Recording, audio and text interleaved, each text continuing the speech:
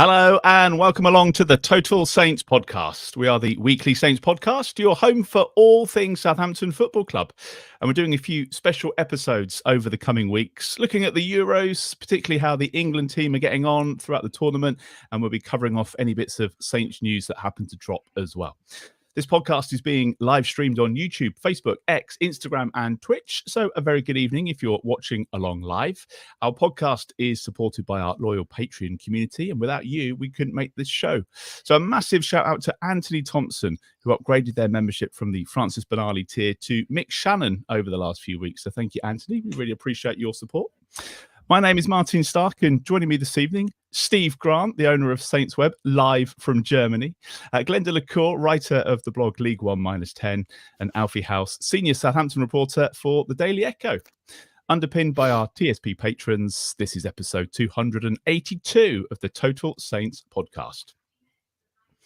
Now, we always like to start the show with a shout out to our Patreon community because their monthly contributions support our show and we couldn't make TSP without their support. Pre-season is always the best time to get yourself signed up to be a TSP patron as you get a full season of membership ahead of you. Plus, it's the best time to join our Patreon exclusive Fantasy Premier League. It was neck and neck last season at the top of the league, and we even had our own internal battle, the race for 8th between Glen and Alfie.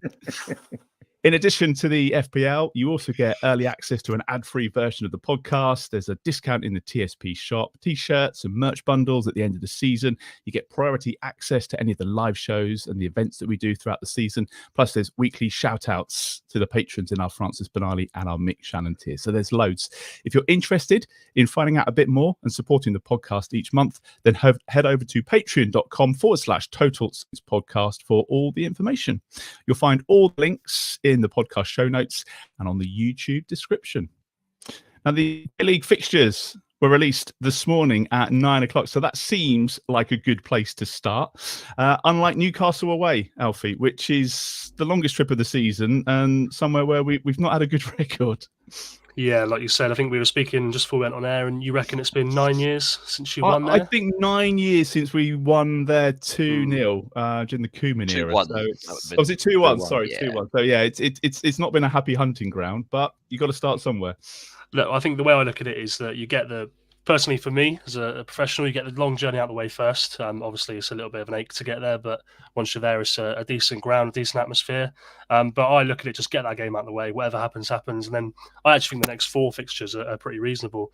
Even Man United, sort of Glen alluded to earlier on Twitter. I think Man United at home is a reasonable one. You can obviously beat Ipswich. I think Leicester's in there early, Bournemouth as well. So I think you get through that Newcastle one, you probably don't expect to win out of that one. A bit of a sighter, and then you've got some really winnable games. So I think as far as the fixture is concerned, at the end of the day, you're going to play every team twice, obviously. But I think they've got a good run to start, which, given I think where we might be in terms of the fact, it's not going to be easy.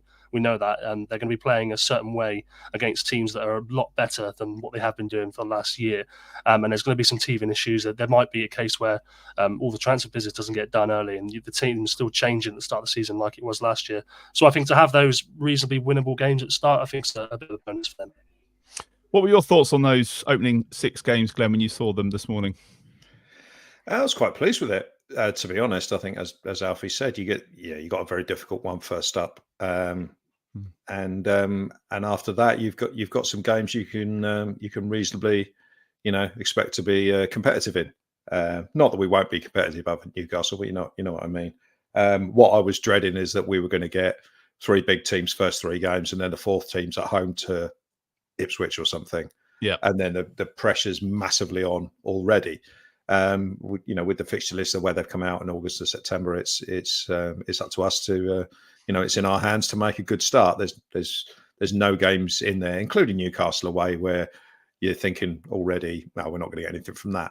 Yeah, obviously every game will be difficult, every game will be a challenge, but we all know there are some games where you're just like thinking, how on earth are we going to get anything out of this? And it's just going to be maybe there'll be a few damage limitation sort of games this season. We've got to accept what we are. We are a newly promoted side, and we all saw how the promoted sides did last season, and it pretty much wasn't very good from start to finish. So Yeah, I was happy with the start. And if you look down throughout the season, until you get to really May, there's no sort of batches of games where you're thinking, we've got 5 really, really difficult games in a row there. I think as far as we're concerned as a newly promoted club, it's a decent spread of fixtures, and and you've really got to win 1 game a month to stay up. Really, that'll be 10 wins, and if you look at the months individually, there's a very winnable game most months, but obviously looking at it, we all know how good our predictions were last year. So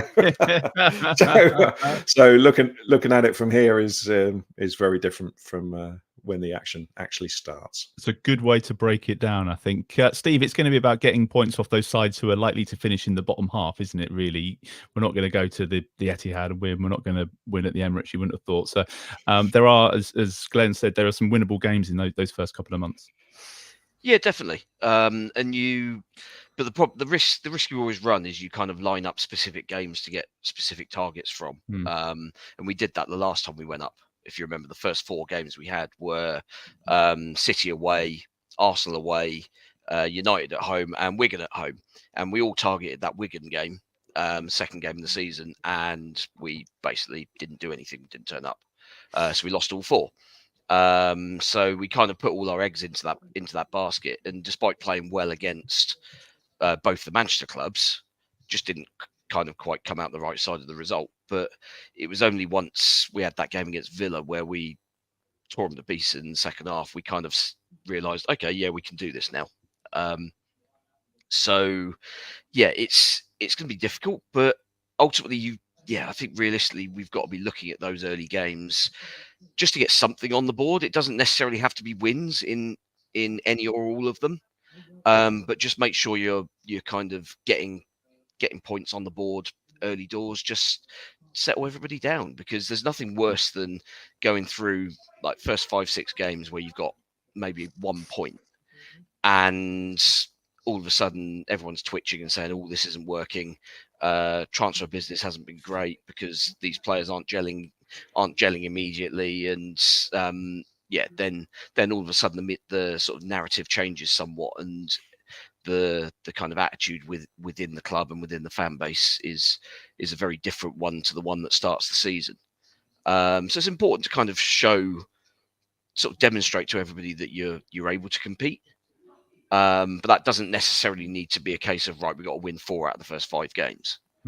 I think it's a kind enough fixture list that we should be expecting something. But by the same token, you've kind of got to temper the expectations somewhere, and realistically, you will pick up some points against the better sides, and hope that those kind of offset anything you make a mess of against the teams around you. Because I mean, ultimately, that was what screwed us over a year ago, was that we dropped far too many points against bottom half teams. We just weren't good enough against teams that were happy to sit back for an hour and then pick us off later in the game. And we've got a kind of that's very much a risk this time around, unless there are some both personnel and probably some slight tweaks to the system, I'd say. Yeah, it's going to be a big summer. Alfie, I think you were the first person that I saw notice about the Everton away game. I hadn't actually clocked that, but that's their last season at Goodison Park, so that's going to be quite a big occasion. Yeah, so actually I had a message from Dan Hargreaves, who's a Saints fan and covers Bristol Rovers for the local paper over there. He just pointed out, actually, so it's credit to him, to be fair. It's obviously interesting. I mean, they've been playing at Goodison Park since, 1892 or something like that. And they're going to be finally leaving, going to this brand new swanky stadium, and Saints will be the last team they face in a competitive game, which is going to make it obviously an unbelievable occasion. I think Saints obviously won for the first time there since the 90s last time under the Lord, Nathan Jones, his only win, obviously, in 8 attempts. So they've broken that hoodoo, but that's going to make it obviously a difficult afternoon. And the thing about that is the last 3 fixtures, I had them up here, we'll just put them up so my brain is forgotten. But Man City, Everton away, and Arsenal was the last 3 fixtures. And there's no point making predictions about May, because we all said that Leeds United, Ellen Road, would be the biggest game in history, and ended up being a friendly, basically. Yeah. But that is 3 really tough games. And if you go into that run of games needing a couple of wins to stay up or, to get into Europa League or whatever, that's going to be extremely difficult. So I'd like to think that whatever the business they're trying to do is, it's going to be done by April, because this could be a tough end. It's going to be a very tough end. Let's get into the summer business, because there's a few little bits that started to trickle through. Glenn, the Adam Lallana thing, I think we spoke about on the last time we were together, because that was the strong rumour at the time, wasn't it? After he was spotted at Wembley and had kind of spoken to Sky about it. But that's been confirmed, coming in on a 1-year deal. Seems just player, no coach role there. Happy that that's over the line, do you think? Has he got a role to play? I think he's got a role to play. I don't think they would have brought him in to be a cheerleader, So I think the intention will be for him to help out on the pitch. I mean, I think it's been mentioned already. I think Dragan Solak might have mentioned it in an interview that they acknowledged that we need more experience than we had last time in the Premier League, and whatever Adam Lallana is as a footballer, he's certainly an experienced one. So he can come in and help other people, and I'm sure he will play. I can see him being the sort of player that comes on with half an hour to go, regardless of what depending on what the situation is. And I think he can only be a positive influence. I'm glad we've not gone silly and it is just 1 year, because at the end of the day he is 36, and the injuries take a lot longer to get over when you get them, and he is the sort of player that has always picked up knocks. So I mean, I don't see too much point in getting your knickers in a twist over it, to be honest, because it's one of those ones. It was a long time ago that he left, and it wasn't done in the best way. I know some people have been sort of like wanting him to acknowledge that and apologise and all that, but it's kind of, I can hold a grudge as well as the next man, but it is a hell of a long time. So I think we said this last time. So let's just see what he's got to offer, and he certainly won't be the only player that we are bringing in over the next sort of like 4 or 5 weeks. I wouldn't have thought. So let's see how he gets on. Need a few to go as well. Alfie, Roman Perot is the one that looks like that's going to happen next. Is it Real Betis? Is that the deal? That was the rumour that was circulating. There seems to be some legs in that. Yeah, so that's true. That's going to be done imminently. It's going to be done soon. And I think the £3 million reported figure is about right as well. Which, when you think about the fact they paid sort of £9 million for him 3 years ago, it's not amazing. I imagine that Nice paid a slight loan fee to have him this season as well, but he didn't really play any games at Nice this season. He started twice in the entire year. It was mostly a substitute. So I think it's fair enough. For me, there has to be some real reason why he doesn't want to play for the club. Or I think Russell Martin said when he went on loan back in August that he's a really good player in a system that suits him, and he basically said that system isn't here at Southampton. So I think it's just a clean break, and it's totally fair enough. Bit of money back in, a bit of green on the deal sheets, and then move on. The only thing it does do is it opens up a conversation about, do they need to sign somebody there? And obviously we don't want to get into that again, because we've spoken about it before, but probably, yes, as Glen is nodding, they're very limited there, even with Juan Larios coming back. So I guess it'll be interesting to see. But I think Glen's right when he says about players coming in, and obviously Adam Lallana's not going to be the only one. But we have seen that a couple of links have been sort of former players or experienced players, and I think they're right to bring in experience. But and we are only 4 days into the window as well, so I don't think people need to panic about the fact that we've not signed Jack Clark from Sunderland yet, for example. I think they'll still be working on things like that. But yeah, I don't mind getting Adam Lallana in the door early, and I suppose just adding a body in somewhere that's pretty light. Can you just confirm, while we're on the matter, something like Danny Ings, James Ward-Prowse, these kind of things, Ricky Lambert, everything else that the Daily Mail have been coming up with today? That's probably, there's no truth in that. That's the one that just comes around every single transfer window, and just seems a bit lazy to me. Well, Ricky Lambert's coming back to Romsey next week, I think, with Adam Blackmore, if anyone wants to go and watch him. Alex Oxlade-Chamberlain was linked. We were told there's nothing in that. The Danny Ings one's interesting because it seems to keep coming up, and I did think think that the reports today seemed like they were slightly stronger than usual. It wasn't just someone throwing it out on on the radio. It was a real article saying that Saints had inquired about him. But we've asked the questions to the people we can, and the messages that we get back are that there's nothing in it. So we have to trust that. They're reliable people. I guess we'll wait and see. But it seems every 6 months now that Danny Ings is linked. So I guess I shouldn't be too surprised it's happening again. But it does make me wonder about where these things come from and who starts the fire, I suppose. Well, he's looking for a new club, I guess, and until he retires, we're going to continue to be linked, but probably still after that as well, to be fair. Steve, obviously, we touched on Roman Perot there going out. There's a few more that you think would need to go out as well before perhaps we can start spending and getting some in, just in terms of getting people off the wage bill. Yeah, I mean, you think the likes of Lianco, obviously that deal was done, and then he's decided actually he doesn't fancy another year in the desert, which is fair enough. But I kind of struggle to see a place for him in our team next season, really. Bella-Kotchap's the interesting one, I think, because I think in those early games, I think we all saw the capability that he's got. Yeah. And having finally had that operation on his shoulder, maybe from a physical standpoint, he's more capable and willing to kind of go the distance with us. We'll see on that one.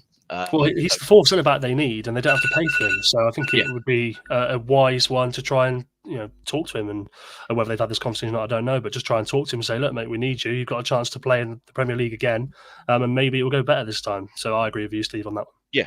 Yeah, I think that would make sense because we can then divert what little money we've got available to spend. I mean, nobody really knows what the figure is, but I can't imagine it's a massive amount of money that we're going to be able to spend this summer.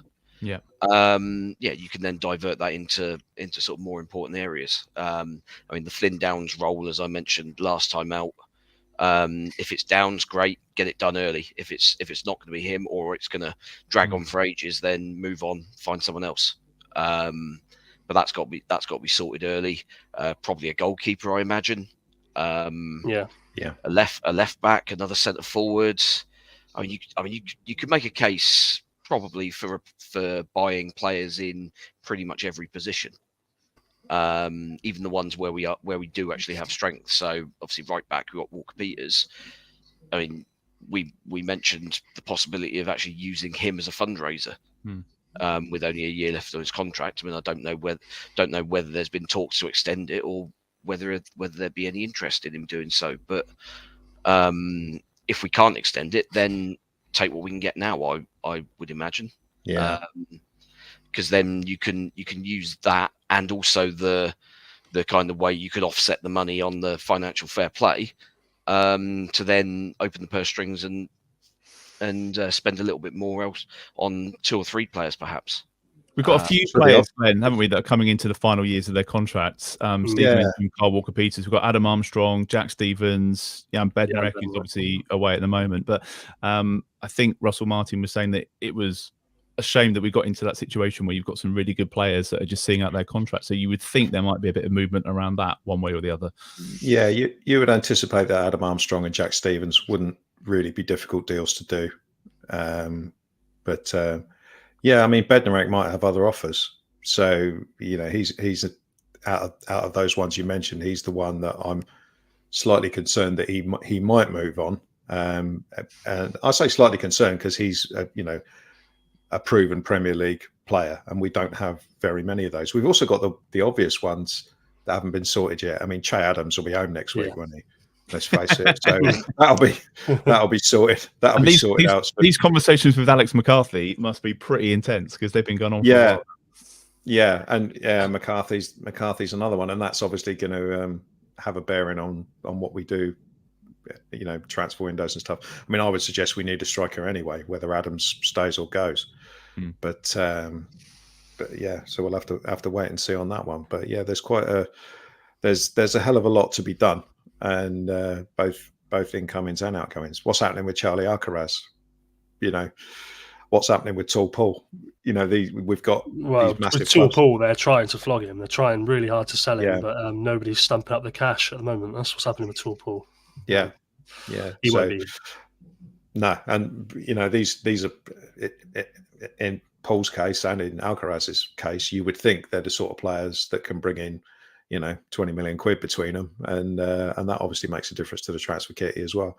If you're going to sign a striker, players at the top end of the pitch cost a lot of money. So, you're unlikely to find someone in the, less than 10 million bracket who's going to do a decent job in the Premier League. So, yeah, there's a hell of a lot. There's a hell of a lot to go under the bridge before we know what sort of team we're going to have next year. And I guess the Euros is delaying everything somewhat in that regard, even if the players aren't directly involved in it. And just one thing about transfers, Martin. Sorry to cut you off. Fine, yeah. I mean, every summer I keep a list of all of the players linked to Saints for an end of window sort of story. And I mean, I'm pretty sure that in my sort of rather last couple of weeks celebrating promotion, I've missed a couple. And the list is already, I think it's already more than 30 players who've been linked to Saints in some way or another, relatively reputably. And I mean, they've signed one of them. So that's the nature of the window. Going to say, like, from an operational point of view, I mean, the club, the staff, people have holidays, agents have holidays, players have holidays. So I know you said we wouldn't expect to see too much done now, but and you've been on holiday as well. So everybody wants to sort of step away from it for a bit after the season. So it's going to be a few weeks, I guess, before we really start to see things happen. Yeah, well, June 30 is obviously the ticker, isn't it, of all the previous contract stuff like that. So the June 30 is the deadline for Adams and McCarthy and those sort of things. And yeah, I don't know. Maybe Steve will know. I don't know if all the European windows are open at the same time. I presume they are. I don't think that's an excuse. Not sure. Well, I mean, they a potential excuse then. For yeah, I mean, they certainly close at varying times. Like Turkey's one goes on for like another 3 weeks or something silly. Yeah. So yeah, not quite sure. No, I think you're absolutely spot on. I mean, they're not coming back in for pre-season for another 2 or 3 weeks. So things really are at a very early stage. The window opened 4 days ago. We just have this culture now of transfers, everything all the time. So everyone has this idea that it's all going to be done quickly. But yeah, I think a few of them are going to drag on for quite a while. And it all starts to just look a little bit more real when the fixtures are out. Of course, that's the other thing. That's why we're getting excited about it. Let's chat about the England games. Steve is over there in Germany. Jude Bellingham, obviously the standout player for England, scoring that winning goal in the win over Serbia in our first game. How was it getting to and from the stadium first, Steve? Because that's the stuff that I've seen everybody talking about. Did they put on poor trains to make you feel at home? Yeah, I mean, it was like Deutsche Bahn is run by Avanti. I mean, good Lord, what an absolute shit show they are. An absolute mess. Is it them or is it UEFA? Because I've seen people pointing fingers of blame at both. I mean, UEFA have questions to answer, certainly in terms of the sort of around the ground sort of immediacy, sort of on the stadium footprint issues. Because, like, normally when you go to these big events, there are massive signposts up telling you where each gate is, and you've got volunteers directing you who know where they're going and are actually helpful and stuff like that. And there's basically none of that. It was very noticeable at in Gelsenkirchen that the most prominent signposts were for the VIP entrances, which kind of says a lot about UEFA's priorities, I think. But yeah, the tram situation was a mess, and it's weird because I mean Schalke get 50,000-60,000 in that stadium in the second division every other week, and yet the locals seem to get themselves to and from the ground seemingly without too many issues. But I think if you're a local, then you probably have your own means of getting to and from.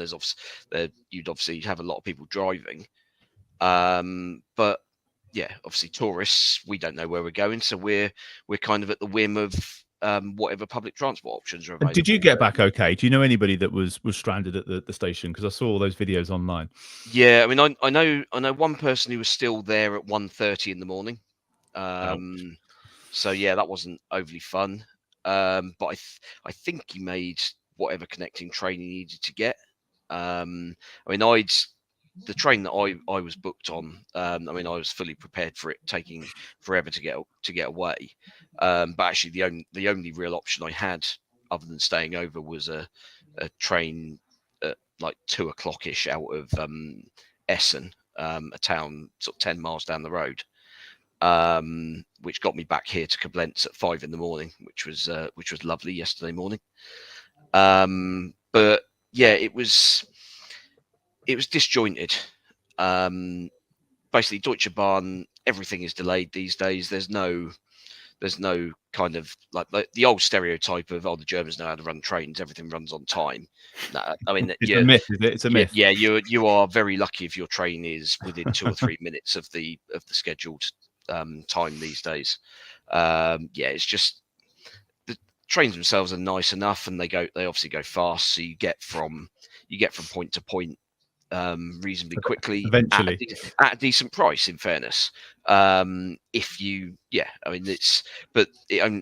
much like back home, it only takes one minor sort of infrastructure issue on the line and everything grinds to a halt. And I know there were issues for people that were getting train in from like Brussels or Amsterdam or places or surrounding cities outside of Germany over the weekend. Like there were trains cancelled because of trees down on the line because of a storm and all kinds of issues. It's just been proper like being at home. Yeah, the nightmare has kind of just come from the UK and hasn't ended really from a transport perspective, unfortunately. Once you got there though, did you enjoy the game? Because the atmosphere looked absolutely immense watching on the telly. Yeah, it was good. Yeah, really enjoyed it actually. It was I mean, it was a little slightly tense the last half an hour, and yet at the same time I kind of always felt we just about held them at arm's length. I mean, they had one shot on target, which was from 25 yards, kind of directly above Pickford's head, which he comfortably tipped over. We had the best chances. Kyle Walker should have made it 2-0 in the first half, and if we do so, then that would have kind of capped that opening half an hour where we were brilliant and we just tore them to pieces. Having not got the second goal, it did look like it was a deliberate tactic to then kind of just see out the remaining 15 minutes of that first half. Problem was we then never quite got going in the second half, which then kind of gave Serbia a little bit of confidence. And they are one of these teams that kind of almost play on vibes. So even though they've obviously got a tactical plan, if you basically give them a sniff, then their fans get involved in the game all of a sudden, because they were very quiet for 50 minutes. But if you give them something to kind of get involved with, all of a sudden the noise ratchets up and the team kind of feeds off of it. So yeah, I think we kind of let that slip a little bit. But in fairness, the substitutions, and this is something that obviously Southgate has had a lot of criticism for during his tenure, those substitutions made the difference. Bowen replaced Saka, who was obviously knackered and been booted up in the air multiple times. He's not played an awful lot in the last month or so, so I think an hour was probably about right from him. Bowen did what Saka was doing, and he was very direct, ran the fullback, and should have had an assist. I mean, I'm not combination of not quite sure how Kane's missed it and not quite sure how the keeper saved it. But yeah, that should have been 2-0, and that would have been game over, and it would have been very comfortable from there. But I thought Gallagher was the difference maker when he came on, because it seems kind of counterintuitive that in order to wrestle control of the game back, we bring on someone who looks like isn't kind of in control of anything, because he's kind of herring around all over the place. But actually having that energy in the midfield, because Bellingham had been kind of everywhere in the first half, but they seemed to find a way of shackling him second half. Just meant that we lost control of the midfield, and Gallagher coming in, just winning everything back and being available for these little give and goes, which just allowed us to again slow the tempo down, bring everything back and under our control. And yeah, it was. I think it was about as comfortable 1-0 as you could hope for in this sort of tournament. It never really. I mean, while they had pressure and they were around the edge of our box a lot, it never felt like we'd kind of let them get away from us. So yeah, I mean, there's clearly stuff to work on. I'm not sure Alexander-Arnold in midfield is really the thing, especially against decent opposition. But yeah, other than that, I thought selection wise, it was kind of fine. I want Foden to get involved a little bit more, but perhaps once, if Shaw is fit at any point during this tournament, maybe that kind of frees him up to drift inside a little bit more, where he's a bit more comfortable. It was very sort of Saints-esque, wasn't it, Glenn? We started well, got the goal, and then there was that sort of drop off after half time. What did you make of the second half and the performance? The second half will be used by a lot of people as a stick to hit the manager with again, because it's the sort of thing we've seen quite a few times where we've got ahead and then, for whatever reason, stopped attacking. What I thought happened at the start of the second half is that Serbia pushed their fullbacks higher and engaged more. And as Steve said, Saka was getting kicked, and they were just trying to be more aggressive. And we didn't really, Gareth Southgate didn't seem to really do much at that point, and the players took a while to work it out. And yeah, Steve's spot on. When they freshened up the midfield, it really sort of like made a difference towards the control of the game. So it was, I thought the opening half an hour was as good as I've seen England play for a long time, especially given, you had a couple of players in there who, Mark Gurhey I thought was excellent, centre back. Everyone's a little bit worried about the defence. I thought defensively Trippier and Walker played well, but Trippier is so right-footed. It's he doesn't use his left foot at all, which caused us problems at the other end of the pitch because Foden was drifting inside. There was no natural width on the left, so I'd like to have seen Foden sacrifice himself a little bit and stay out there, like Harry Kane had to do. His Harry Kane wasn't dropping deep, and he probably only touched the ball about 10 times the whole game. But was it once in the first half?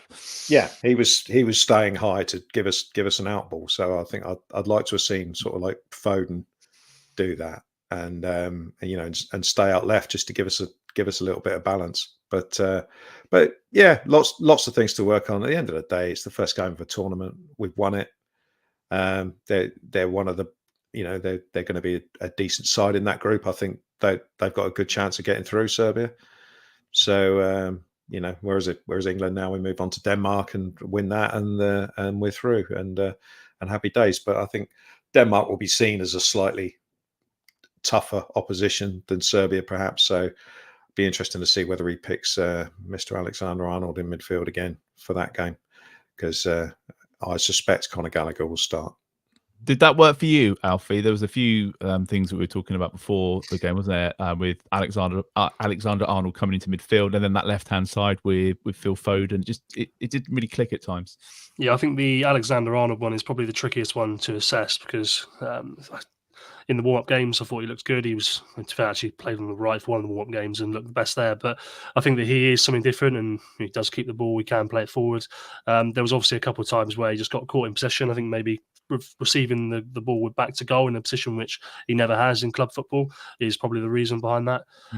But I think I would probably trial it again, if I'm being totally honest with you. I think we all knew that is not going to happen in the quarterfinals or whenever they play an Italy or a France. I think everybody knows that Conor Gallagher will be in for the reason that Steve outlined when he came on. So I don't think it's a case of, let's see if this works for the rest of the tournament. I think it's just trying to sort of break down these, call them lesser teams. So I think that was what was in Gareth Southgate's mind. But that being said, he has played in 5 of the last 6 England qualifiers, pretty much in that position as well. So I think, to be fair, maybe he's gearing up for that. And the left side, we didn't learn anything about the left side, in my opinion. I think we knew that Trippier was going to be, it looks unbalanced. And I came into this tournament worried about this for the first time. I'm usually quite a optimistic England fan, I think, and obviously I don't claim to be the biggest fan in the world. Steve's the one travelling around everywhere, but I do always back us to do well, and I think that Gareth Southgate's done a brilliant job. But I came into this tournament thinking, well, I'm a little bit worried because Luke Shaw's not going to be fit until the 3rd game, which thankfully wrong, is going to be fit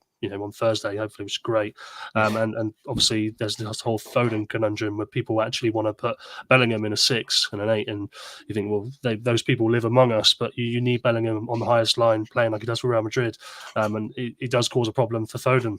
So yeah, I didn't think I learned too much from that performance. I think we need to see another one. I think at the end of the day, you have to win the first game of the tournament. And I listened to the podcast with Gary Lineker and Alan Shearer. And I mean, Alan Shearer played at 4 or 5 tournaments, and he says he never won an opening game. Never won an opening game. So I think that the fact that we can win this game and people are still unhappy about it is, it's a credit to Gareth Southgate for where we are now. I mean, in the first sort of 16 years of my life, we were absolutely terrible, and now we're a real contender every single time. So I was happy enough with the 1-0 win. I think it'll be a good test, see how we get on against Denmark. But we should win the group. We should win all 3 games. If we draw with Denmark and then win the 3rd game, I'll be happy with that as well. Nice to see Dusan Tadic as well, Steve. Obviously, he didn't start, which I think was more about their set up to deal with England. But once he came on, I thought he was all right. Yeah, I mean, he did what he does, doesn't he? He kind of floats around in that little pocket where he's awkward to pick up as a defensive midfielder, and ultimately where you've got Alexander-Arnold as one of those where it's a position he's not wholly familiar with. He got a fair amount of space, but ultimately, I mean, how many actual chances did he create? We were able to shut down enough. I thought Gehi was excellent at the back. Yeah. And that was one of the big questions that everybody had, wasn't it? How was he going to perform? I was terrified of losing Harry Maguire, but Gay, because Stones and Gehi had only played together once, which was the Iceland game, and obviously that went swimmingly for everybody. So yeah, there was I think there was a natural concern over that. But no, I mean he looked like he belonged. It was interesting actually, first half, that basically we were doubling up on Mitrovic whenever the ball went long. So Rice was basically in front, trying to either win it or distract him enough that he couldn't see the ball or do anything useful with it, and it largely worked. But it was interesting. We kind of stopped doing that second half. I think that was probably just because they didn't get it launched quite as often. Where we'd dropped off 10-15 yards, I think they were able to progress the ball a little bit more to feet. But I found it baffling that they took him off. Just at the point where they were kind of right, get it in the mixer, and you haven't got Alexander Mitrovic in there to win stuff. I mean, Vlahovic is fine, but he's not the same. He's not the same player. Vlahovic is better with ball at his feet. Mitrovic is the guy that's going to win everything in the air if you get the ball in the right area. And I mean that was a huge bonus for us, I thought. I mean, bringing him off and Tadic on, it's like, well, why would you bring the guy that's going to create stuff on if you're not going to keep the striker on? That was mad. But other than that, I thought, we were kind of fine. But Serbia, I think will look at that second half and think we can finish second in this group. Certainly having seen what Denmark and Slovenia had to offer. Denmark kind of played the same game as us, really, in that they were quite good for about half an hour and then stopped playing. And I mean, Slovenia's goal when it came was coming, unlike kind of anything that Serbia really threw at us. They didn't really create anything proper, but Slovenia did carve out a few proper chances. So yeah, I think Serbia will fancy their chances against those two. And I mean, ultimately, we should fancy our chances of finishing, getting 100% record out of this group stage. The one thing that I didn't enjoy, and this was by instruction, or maybe it was just pure chaos and panic, but I didn't enjoy Jordan Pickford going long with every single ball that he got at a time we needed to wrest a bit of control. But again, that may have just been coming from the top. I think that was a product of Serbia having pushed up a lot more. All of a sudden, he didn't have the passing lanes because obviously having taken Mitrovic off, you then only have one striker and he had 2 guys alongside him. So it was a 3 against the 4. So you didn't really have the space for him to play it out to any of the back 4 really. And the dink over the defenders into the midfield was probably slightly too risky. But he played a couple of ridiculous passes out to, I think, when Bowen came on. He sort of like picked Bowen out from 60 yards away, and you just think, fair enough. You know, I was the same. Yeah, you know, when another one goes long, you know, you're all moaning, then you see it lands right on his foot, 60 meters away. You think, especially when Kane's obviously spent the previous hour getting the crap kicked out of him and has barely had a kick. I thought he was better second half, because I think we basically got people around him a little bit little bit better. But yeah, slow start really for him, other than obviously the chance towards the end. Well, it's on to Denmark on Thursday. We're all thinking about how we can get out of work early to watch that one. I mean, after the win in the first game, Glenn, it means that's a nice sort of solid base. So in a way, it doesn't need to be anything special. There's no pressure for this one, but you'd think they want to go out and get another win and as Steve says, get 100% in the group. Yeah, I mean, there's no point in looking ahead at sort of what side of the draw you're going to be in or any of that sort of rubbish at the moment. You play the game that's in front of you. I think, yeah, Denmark are a decent level European side. They've obviously had good results relatively recently. I don't think they're beat San Marino 2-1. Yeah, I don't think they're what they were, 6 or 7 years ago when they were pretty tasty, but. Yeah, I mean, Yannick Vestergaard still gets in the squad for God's sake. Still starts. Pierre Højbjerg still starts. Might as well haven't been linked with him yet. That's. Well, I've seen his agent was out talking today that he wants to go to a club with a proper project about winning and stuff like that. So I'm not saying the Saints aren't that, but I think his sights might be slightly higher. Maybe we should pick an ex-player and just start the rumour between us and see how far we can get. But I do think on that, though, I mean, the agent of a player coming out, a player who isn't even that good, coming out and saying, "Oh yeah," basically saying Tottenham are not good enough for my client. I think it's a strange way of engineering a move, but it does happen quite a lot now. Tottenham, a club whose first team he can't get into these days. And there you go. Yeah.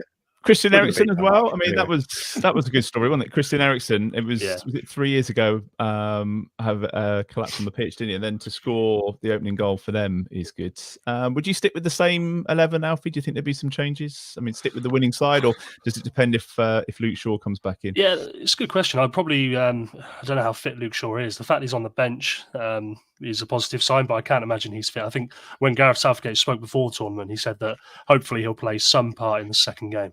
So I see that as him coming off the bench. So I think I probably would stick with the same 11, if I'm being honest. I don't think I would change it. The start of the game was good. Find that same start again. The only conundrum is how does Foden get the best out of himself? Because everyone's been asking how do they get the best out of Foden. But at the end of the day, he's a Premier League Player of the Year winner who scored 20 goals this season. He should be able to deliver and somehow, and so he has to find a way of doing that.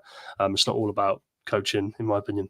When you're a player who's that good, you can get more out of yourself. So it'd be interesting to see what that is. But I give all of them another chance, and then I imagine he'll probably use a couple of different substitutes as well. Obviously, Conor Gallagher will come on. I'd like to see Cole Palmer come on. I must admit, I thought when he didn't bring Cole Palmer on for Saka, I know it's a slightly different profile. I was thinking, not sure about Jared Bowen. I didn't think he'd play a minute, and then within about 30 seconds, he shut me right up with a brilliant cross in. So it turns out if you bring on a profile the same, you maybe get the right result. So yeah, I would keep the same 11, I think. Do you think that'd be the key, Steve? Be some different substitutions, maybe more of them, and a bit sooner in this one, depending on how we get on. Possibly. I mean, ultimately, it depends how the starters get on, doesn't it? I mean, personally, I would make a change. I would have Gallagher in basically just to stop the supply from Eriksen. Yeah. Well, from and to Eriksen, stop him getting the ball, and Denmark don't create anything. So I think that's there's an argument that we're England, we should be better than shutting down one player against a side like Denmark. But Denmark are a decent side on their day. So, and Eriksen is probably their standout player. So I think he's due a certain degree of respect. And I think our best way of winning is to not only we do our own thing in the attacking third as we can do. But also the best way of shutting them down is to shut him down. So yeah, that would be my only change. Subs, I kind of thought the timing was okay. I mean, you could make an argument that okay, well I've seen the first 5 minutes of this second half and it's not going well, so make the change immediately. But I think ultimately most managers are quite reluctant to do that. It's often been a sort of bit of a sort of Mourinho-esque performative, right? You lot have been rubbish, so I'm gonna sort of make a show of doing a triple sub here and now 5 minutes into the second half when basically you've not even had enough time to really get yourself back up to speed of things. So yeah, I mean maybe it's a sort of on the hour type sub where yeah, I mean, Anthony Gordon's an option if it's not happening for Foden. Eze, I'd quite like to see, just because he's the guy who I think replicates what Grealish would have brought in terms of being able to operate in tight spaces and retain possession, and kind of allow others to kind of get up the field and support. I mean, I've no particular issue with Grealish not being in the squad. He's not had a particularly good season, and others have been better than him, quite frankly. So that selection or non-selection is fine for me. But I think give the guy who's clearly his replacement an opportunity. I think at some point that'd be nice. He's there for a reason. I mean, we've seen most of the sides now. I think Portugal kick off in just a moment. Glenn, anybody that's really sort of stood out for you if you're thinking about some of the favourites? I think the bookies are still talking about England and France and Germany as well. They had a good win, but of course the caveat, it was against Scotland. So with your mate in goal. So it was great, wasn't he? And his Wikipedia page got vandalised afterwards, which is did it? Oh, great. He's got a middle name of Poppadom wrists, apparently. But yeah, there you go. The Germans that we've got to be worried about? Germany did look good. They had a certain dynamism about them. The couple of new players, Musiala, I think everyone knows about by now. Saints reject, obviously.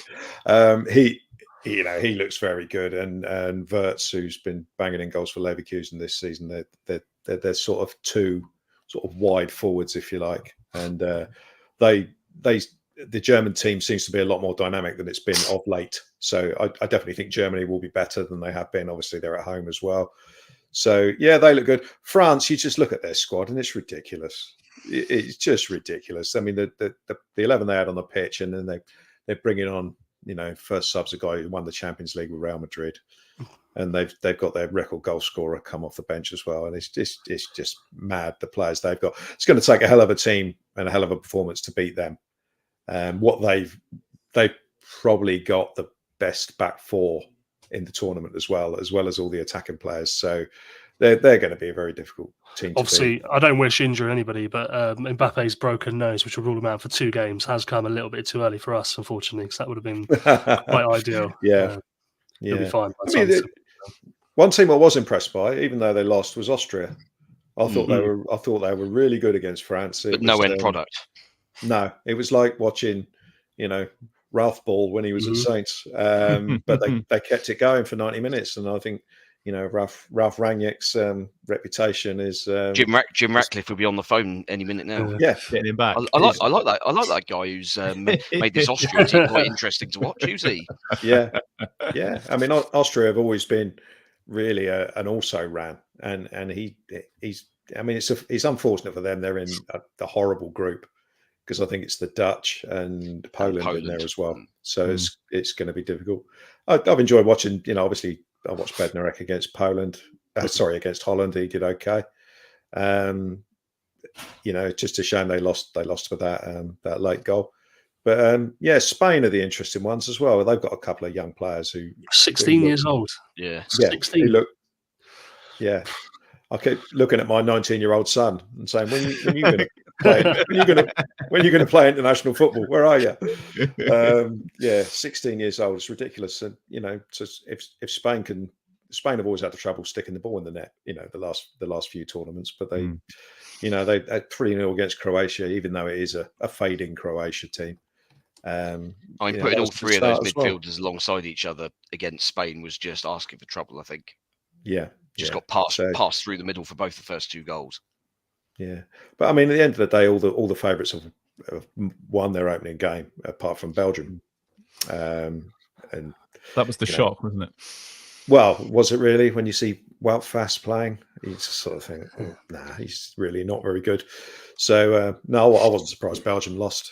But it was a bit of a shock, I guess. But no, all the teams you expect to be up there are going to be up there, and I think Portugal will be decent as well.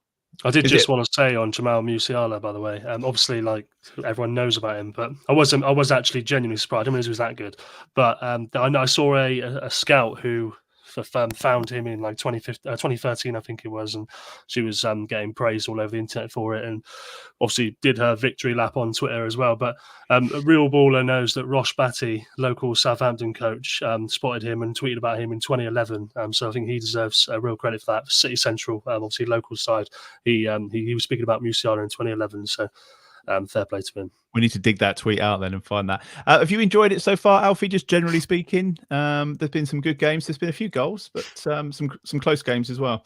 I've enjoyed it massively. I've been lucky enough to obviously save up the holiday that I can't use during the season, and I've taken it all on the England games. So I've not been working around the England games, or indeed many of the games, to be honest with you.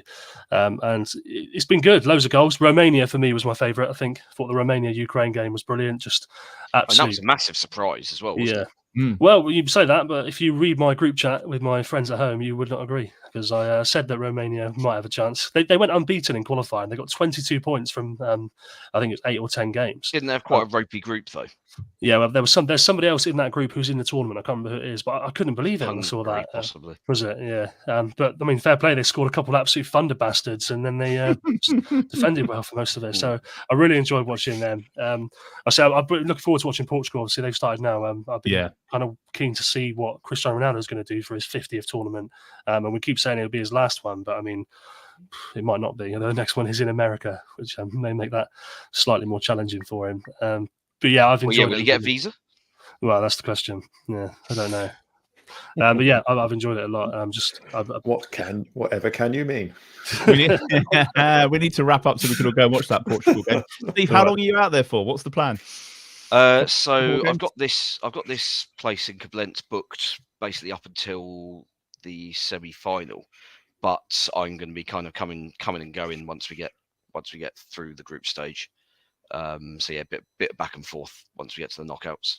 Fantastic. Well, enjoy the game on Thursday. Don't forget you can follow Total Saints Podcast on the social media platforms. We are at Total Saints Pod there. And if you haven't checked out the merch store yet, go and have a look. It's shop.totalsaints.co.uk. I say that because we've got a pretty decent Adam Armstrong mug and T-shirt combo on there, and they have been flying out at the moment. So do go and check those out. You'll also find us on Patreon. That's where you can support the podcast with a monthly contribution. It's patreon.com/Total Saints Podcast. There are 4 tiers ranging from £5 to £20 per month, and each of the tiers comes with different perks. There's weekly shout outs for all of the patrons in the Francis Benali and the Mick Shannon tiers. So thank you to Dave Melton, Mark Atkins, Andy Hollis, Gavin Ford, James Harron, Nikki Nicholson, Southampton NY, Drew Dyer, James Kibbe, and Mike E, who are in our Francis Benali tier.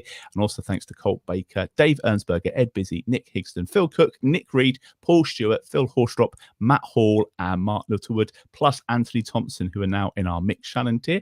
Thank you, Steve. Thanks, Glenn. Thank you, Alfie. Thank you for watching. Thank you for listening. Going to be back on July the 1st. That's our next special Euros episode. So we will see you then, and have a great week.